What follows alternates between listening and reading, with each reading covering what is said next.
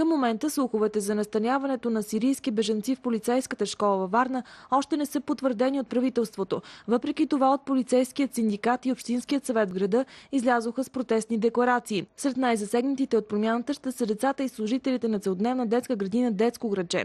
Близо 300 деца на възраст от 3 до 7 години посещават забавачката, която е само на метри от сградата, замислена да бъде бежански лагер.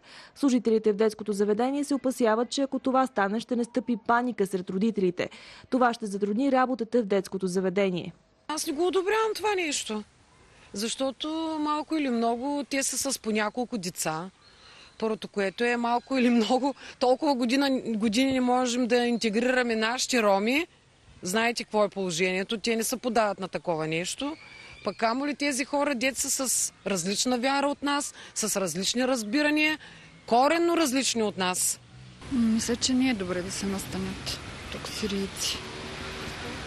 Относно здравословна гледна точка, тук са децата. Школата, която се говори, че ще бъде предоставена за бежанци, ни делят 20 метра. И ако те имат достъп извън школата, не съм съгласна. Защото тук са малки деца. Не знам, вие бихте ли живели? Цялата детска градина е против. Разбира се. Поставя да сме съгласни. Родителите, елате в 5 часа, питайте и родителите. Аз лично съм против. Ще се включите в протеста? Да, разбира се. Да, аз също.